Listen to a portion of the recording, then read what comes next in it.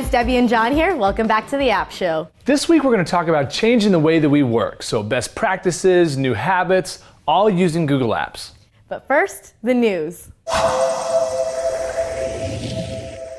We have a new version of the Drive iOS app that is optimized for iOS 8. This allows you to save files from other applications directly into Drive and also save Drive videos directly into your camera roll. And you can now unlock Drive using Touch ID.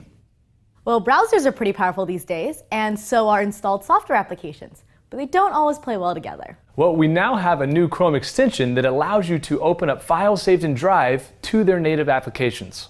This includes things like advanced image editing software, video editing, accounting and tax programs, and 3D animation and design tools. So you can save any files in Drive and manage any of these files using the web.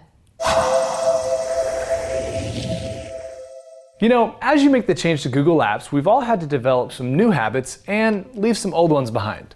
Something that I had to get used to was realizing that the documents I open are not in my computer.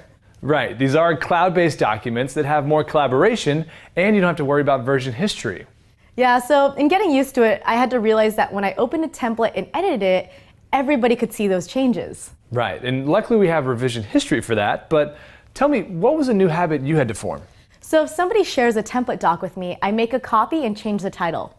When I make my own templates, I always set them to view only. That prevents other people from editing, but not from making a copy.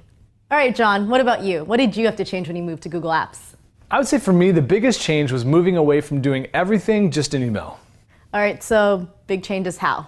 So I used to email people if I need to update a document, or if I had a counterpoint I needed to change, I'd email them. And I just did everything through email. And what do you do now? Let me show you.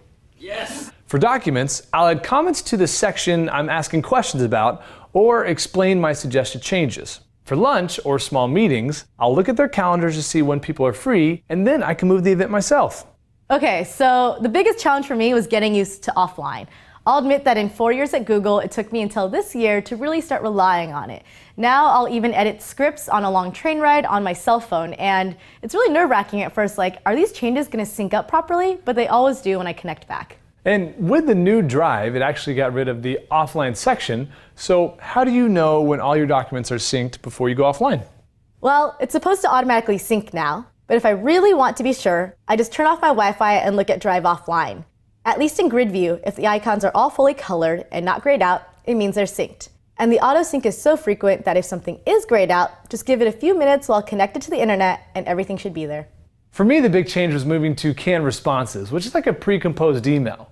In my previous email life, I put together a hack with autocorrect, so if I typed in a certain phrase like migration, it would populate a whole paragraph with a lot of migration information, which I really missed until I found canned responses. It's a lab that you enable in settings that helps with being efficient in the communication that you always have. From there, anytime I compose a new message, I can save that message as a canned response. When I write a new email, I can select any canned response to auto-populate. Well, there you have it, habits that John and I had to change when we moved to Google Apps. So let us know what you had to adjust and also how you dealt with it in the comments below.